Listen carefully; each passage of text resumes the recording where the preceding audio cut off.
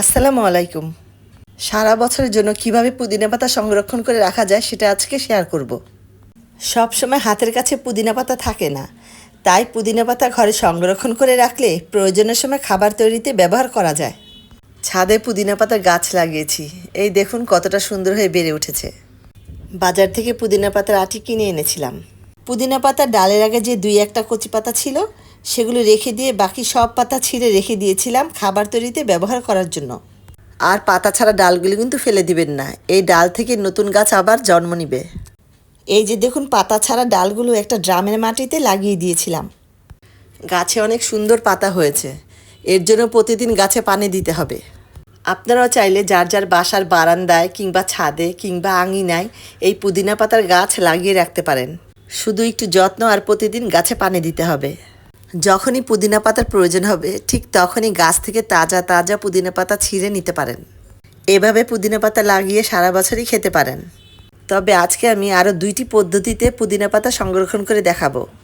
কখনো কম দামে কখনো বেশি দামে পুদিনা পাতা সারা বছরই পাওয়া যায়। আনসিজনে চড়া দাম দিয়ে পুদিনা পাতা কিনতে হয়। এর জন্য পুদিনা পাতার মৌসুম যখন থাকে তখন পুদিনা পাতার আটি অনেক কম দামেই পাওয়া যায়। বেশি করে পুদিনা পাতা কিনে 3 পদ্ধতিতে সংরক্ষণ করে রেখে খেতে পারেন। প্রথম পদ্ধতি হচ্ছে গাছ লাগানো। চাইলে এই লাগানো গাছ থেকে কয়েকদিন পর পরই পাতা ছিঁড়ে সংরক্ষণ করে রাখতে পারেন। এরপর আরও 2টি পদ্ধতিতে সংরক্ষণ করে দেখাচ্ছি। এখানে বেশি করে পুদিনা পাতা নিয়ে সাথে কিছু নরম ডালও ভেঙে নিয়েছি। পানি দিয়ে 2 থেকে 3 বার পরিষ্কার করে ধুয়ে নিয়েছি। কারণ জানেন তো পাতায় অনেক বালু থাকে, তাই পানি দিয়ে ধুয়ে ভালো করে পাতা থেকে পানি ঝরিয়ে নিতে হবে। সবগুলো পাতা ধুয়ে একটা চালনিতে রেখে পানি ভালো করে ঝরিয়ে নিয়েছি। দেখুন পাতার মধ্যে এখন কোনো পানি নেই। এখন পুদিনা পাতাগুলো আমি রোদে শুকিয়ে নিব। আর যাদের বাসায় পর্যাপ্ত রোদ নেই তারা একটা ট্রেতে পুদিনা পাতা ছড়িয়ে রেখে দিলে 2-3 দিনের মধ্যে সুন্দর শুকিয়ে যাবে। দেখুন আমার পুদিনা পাতাটা কত সুন্দর শুকিয়েছে। শুকনা পাতার শব্দ শুনে বুঝতে পারবেন কতটা সুন্দর মুচমুচে শুকিয়েছে।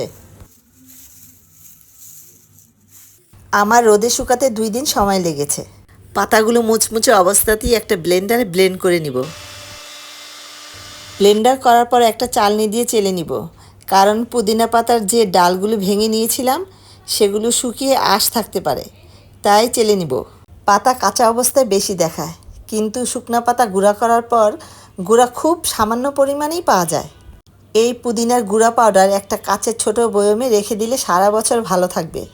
লেবুর শরবতের মধ্যে সামান্য পুদিনা পাতা গুঁড়া মিশিয়ে শরবত তৈরি করে খেতে পারেন। আর এই গুঁড়া পাউডার মশলা হিসেবে খাবার তৈরিতে ব্যবহার করতে পারবেন।